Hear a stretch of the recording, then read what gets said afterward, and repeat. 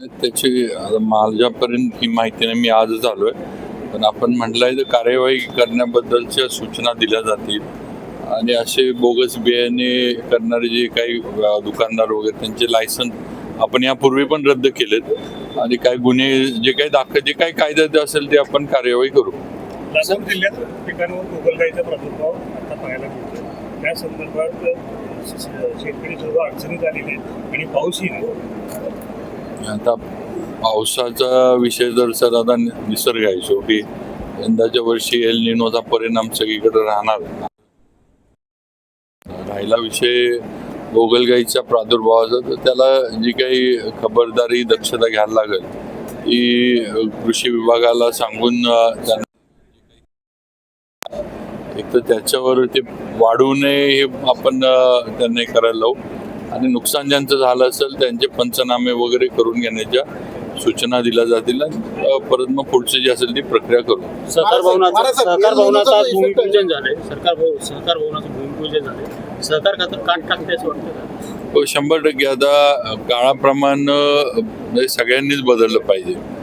सहकार पण काळाप्रमाणे बदलला पाहिजे आणि त्यातलं जे काही की एका ठिकाणी त्याचा उल्लेख सन्मान्य सहकार मंत्री बाबासाहेब पाटलांनी केला. हे सगळे 11 ऑफिसेस एका ठिकाणी यावेत. एकाच ठिकाणी प्रत्येक जो कोणी सहकारामध्ये काम करणारा ठेवीदार सभासद जे काय असेल त्याला एकाच ठिकाणी ती हे मिळावी, सुविधा मिळावी हा प्रयत्न आहे. आणि नक्की एक चांगली राज्यामधली योजना आहे. म्हणजे लातूरमध्ये जरी आपण आज असलो तरी सन्मान्य बाबासाहेब पाटलांनी आणि युती सरकारनं राज्यात ही योजना राबवलेली आहे. महाराष्ट्रात पाऊस लांबलेला आहे, एल निनोचा इफेक्ट तुम्ही सांगताय आणि तशीच परिस्थिती आहे. पाऊस कमी झाला की लातूरकरांना पाण्याची चिंता भेडसावते. म्हणजे 2016ला जशी परिस्थिती आली तशीच परिस्थिती पुढच्या वर्षी येण्याची शक्यता आहे का? जर तसं असेल तर पाण्याच्या नियोजनाबाबत, पिण्याच्या पाण्याच्या नियोजनाबाबत काही वेगळी उपाययोजना आतापासून प्लॅनिंग सुरू आहे का?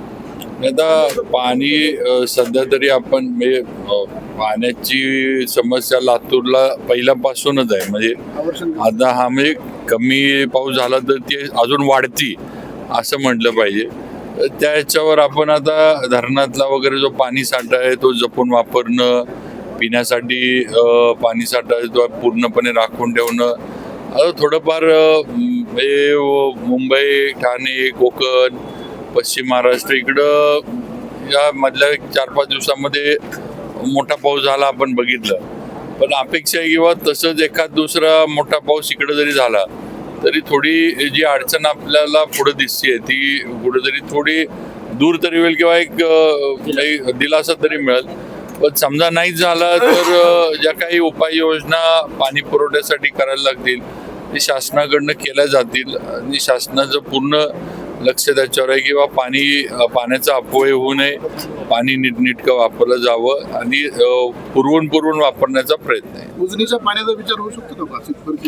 हा, आता शेवटी तांत्रिक गोष्टी ज्या काही असतील, आता अनेक वर्षाची ही मागणी आहे की उजनीचं पाणी लातूरला पिण्यासाठी वगैरे मिळावं. तर त्यातल्या तांत्रिक गोष्टी ज्या आहेत त्याचा पण अभ्यास म्हणजे मला वाटतं पूर्वी पण झालेला आहे. आता सुद्धा तशी परिस्थिती आली तर परत एकदा आम्ही मागणी मुख्यमंत्र्यांकडे करू. त्याचबरोबर मला वाटते मध्यंतरी मुख्यमंत्री आले होते त्यावेळेला सुद्धा आपल्या वरच्या बीडच्या का तिकडच्या एक तिकडनं पाणी आपल्याला उपलब्ध करायचं, ती एक योजना त्या नदीजोड ह्याच्यामध्ये त्यांनी आपल्यासाठी लातूरसाठी तयार केली आहे. तेव्हा पर्याय आपण हुडकतोय. जे पर्याय व्यावहारिक आणि जलद गतीनं होतील ते पर्याय आपण शासनाच्या माध्यमातून राबवायला. तुम्ही स्वतः आणि मुख्यमंत्र्यांनी पाहणी केलेल्या भागात पीक विमा मिळाला नाही, तिथले शेतकरी आताही परेशान नाही. आता काही ठिकाणी काय म्हणतात ते पीक कापणीचे जे काही प्रयोग झाले त्यामुळे काही अडचणी झाल्यात. त्याबद्दल आम्ही म्हणजे शासनाशी पण हे करू, जिल्हाधिकारी वगैरे यांना पण करून विमा कसा मिळेल प्रयत्न. नाही, मला नाही, अधिकारी जरी म्हणत असले तरी मला वाटत नाही, कारण मी पण तो व्हिडिओ बघितला. भूकंप झाला मान्य आहे. मी अधिकाऱ्यांना आणि अगदी गडकरी साहेबांच्या ऑफिसला पण तो व्हिडिओ मी पाठवला. कारण भूकंप झाला तर इतर ठिकाणी पडझड झाली पाहिजे ना, नुसतं पूलच कसा पडेल हा सगळ्यात महत्वाचा विषय. नाही, काय जे असेल ते बघा, आम्ही काम नीट नाही झालं ते मान्यच करतोय. त्यामुळं 100% अधिकारी जे जबाबदार असतील त्यांच्यावर पण कार्यवाही होईल आणि कॉन्ट्रॅक्टरवर पण होईल. पण नक्कीच भूकंपामुळं एकच पूल कसा पडेल हा विषय ना, 4-2 घरं जरी पडली पाहिजे त्याच्याबरोबर असं आहे. त्यामुळे हे थोडं लपवा लपवूया हे आम्हाला पण मान्य आहे. थँक्यू.